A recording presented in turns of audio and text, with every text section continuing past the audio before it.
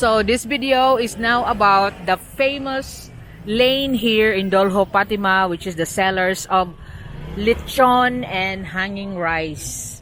Lechong baboy or lechong manok. There's the lechon. Here is all the lane of different lechon. Lechong manok, which is the roasted chicken, and the lechon pork, which is the lechon. Because lechon actually means roasting. So now we will be but we will eat somewhere. So we'll have to taste what it tastes like there.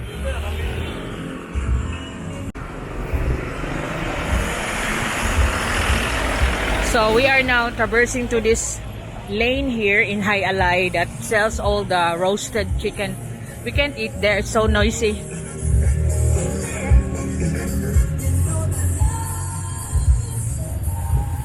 Although they got some nice lechon there. Pilang manok? 230. Lagi? It's quite burned.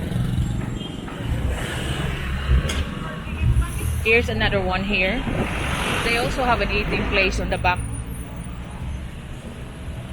Darado nga. Ilang kilo yung lechon te? 600. Oh! Mahal na siya ang bak. Mahal mang baboy ron. Because the pork is very expensive right now because of they don't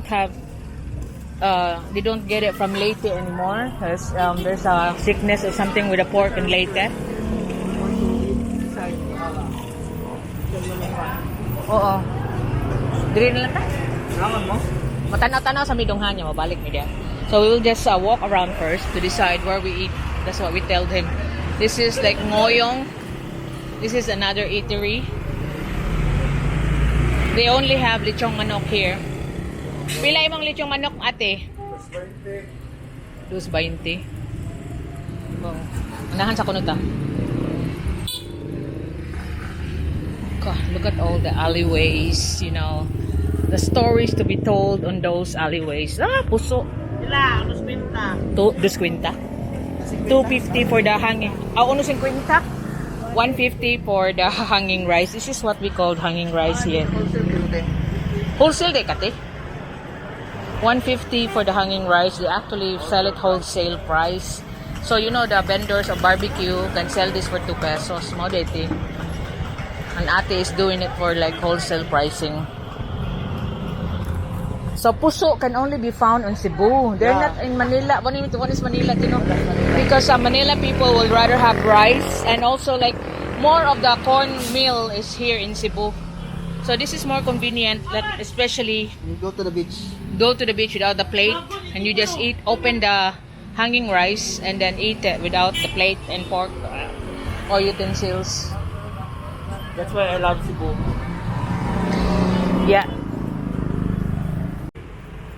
So you can see someone buying the wholesale puso from the lady there that sells it. So he must be having his own business of eatery. Well, he can sell the hanging rice from 150 to 2 pesos each. Unsa day mo negosyo, kuya?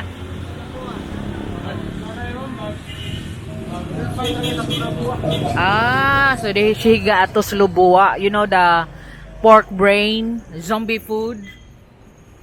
That's for Toslubua. Because in Toslubua, you pay for the hanging rice. So the hanging rice is actually like 4 pesos each. And imagine, they take it here at 150. And then in the Toslubua, you pay 4 pesos each.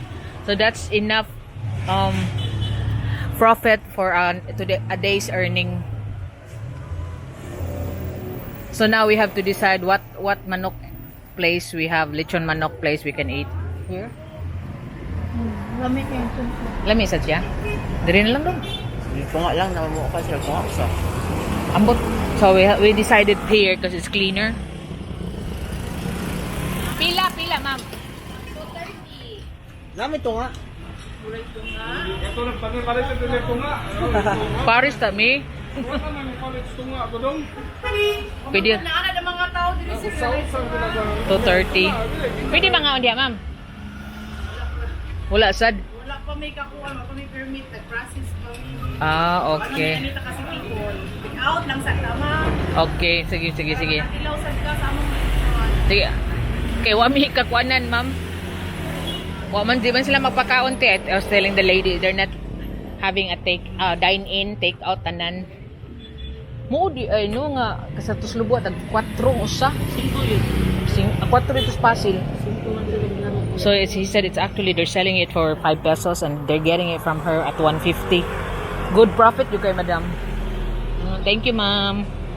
So it's quite a good profit. Like if you have a little eatery, like what's a minimum wage is 400 to 450, and you can earn more with eateries.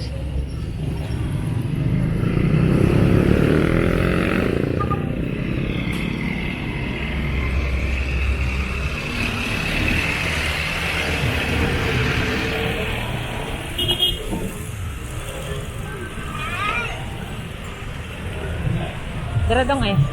Ikaw. Dara yan ta. 1/4 lang niya. Niya. So we decided to eat in this place and we will have half kilo lechon. So like Sen was selecting the part and he likes the belly part, which is for me one of the tastiest part of lechon is belly because that's where all the nutrients and the spices and all the taste is located. They put it all there in the belly area. So lechon, which is Cebu is famous for, especially Karkar lechon.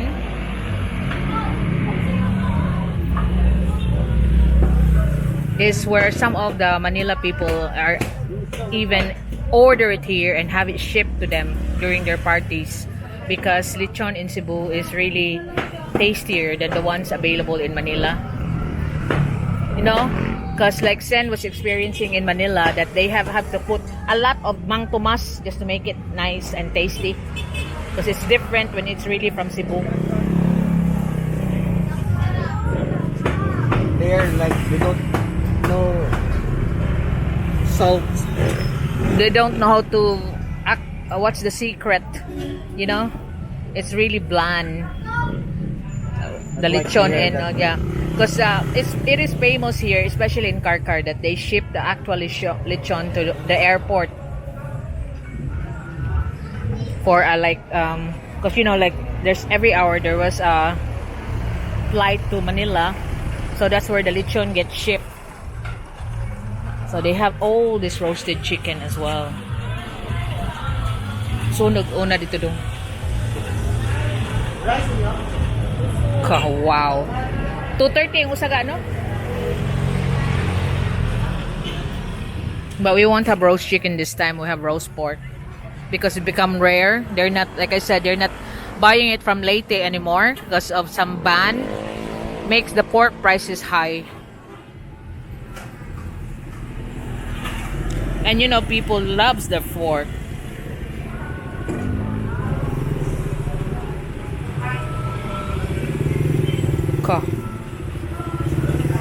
Really nice. It's charcoal grill, not the rotisserie. The only machine is this one that is turning.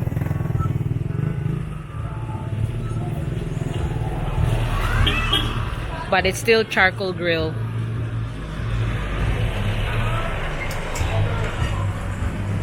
So chicken actually has become more cheaper than the pork this time around because of those ban from other islands pork. But overall, my experience in Camotes, Cebu still got the cheaper food.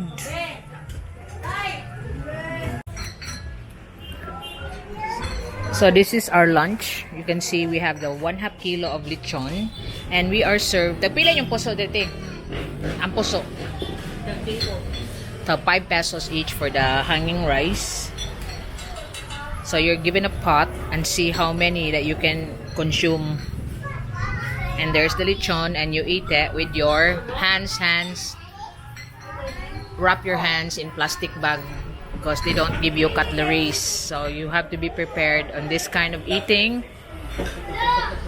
Blaga. Or you have to be prepared on those kind of eating, like what Sen is doing, wrapping his hands ready to eat. And then after you eat, you take out the plastic, throw it away.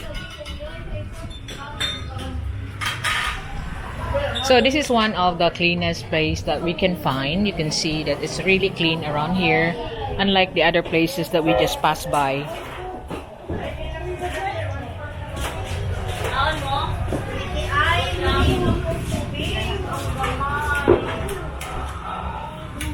Thank you, Dong. Butan kay Dudong. My share to go. Now, you eat that with a sauce. You know that sauce is soy sauce With sofa. with vinegar with vinegar with all the chilies and garlic, and you mix it up together. Like this. That's one of the Filipinos are very fond of those sauce like that. You know, the vinegar, soy sauce, and the vinegar is already got spiced up vinegar, and then you put chili on it to give it some spike. And now we're gonna be eating the lechon. So I think this is better than the zombie food and the other one that we had the other day. But that was to let you know that those are the exotic food that we can offer here, especially in Pasig area. But I do like the tuslubua, but not all the time, you know.